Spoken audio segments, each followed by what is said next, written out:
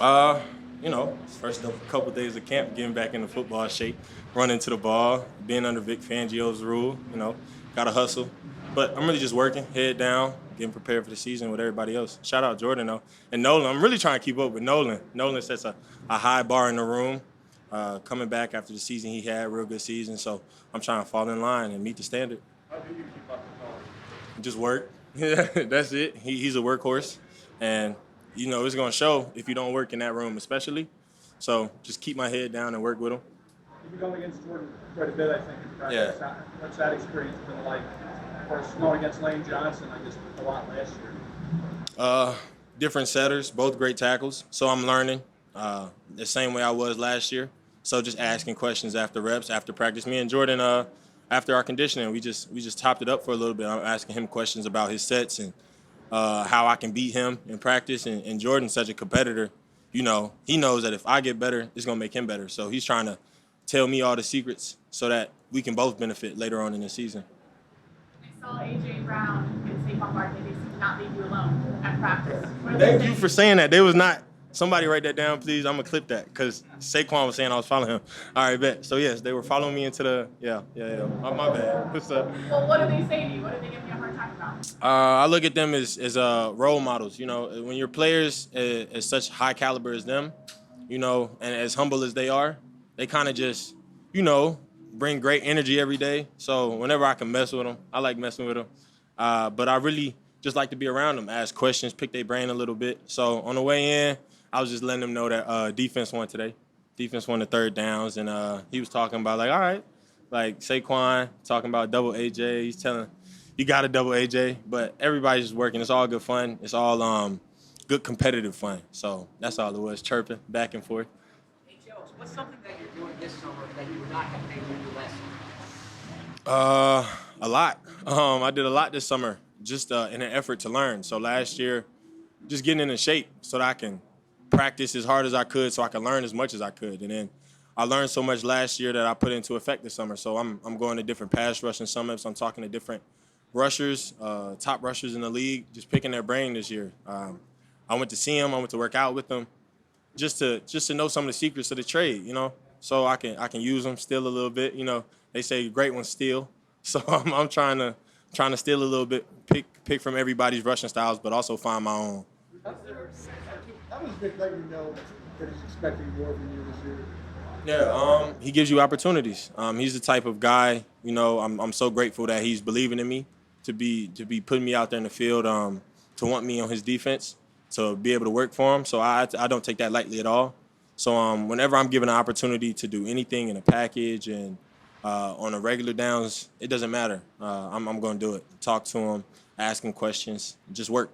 So the guys who were picking their brains, did you work out with some guys in Houston? Yeah, I went to the pass rushing summit. So I'm out there, not Lane. He did the tackle.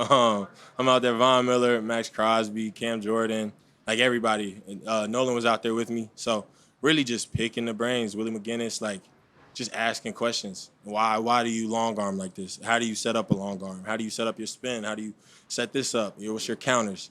Really getting into pass rushing details that a lot of people overlook, that don't really care about. But when you're in a room, how I'm in a room with Coach Wash, and he has such a high standard, and he loves rushing so much, and I love rushing so much, you kind of get into the nitty-gritty details that not a lot of people care about and a lot of people overlook, and that's what I'm trying to benefit and be a technician on. Names that you're listed High up there. Yeah. Year two for you, what is it like to be in that company? It's very humbling. Those are people you aspire to be.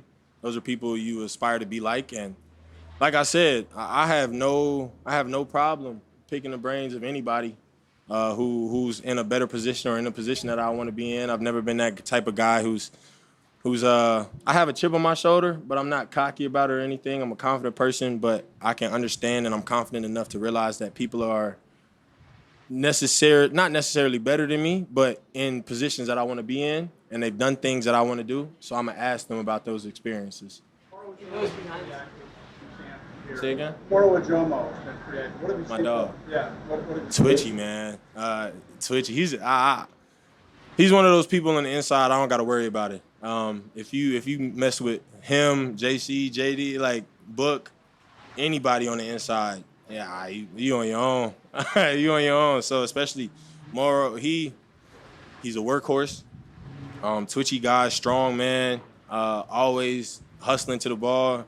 If you watch film, you're gonna see him 20 yards down the field chasing the ball. I mean, he's made tackles. Book is the same way. So having somebody like that inside, I can't be outshined by a D lineman. I got a chip on my shoulder. I'm an edge. So yeah, great guy. He goes behind the scenes a little.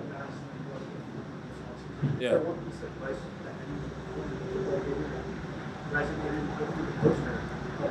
For sure. Be who you are, man. Rush how you rush.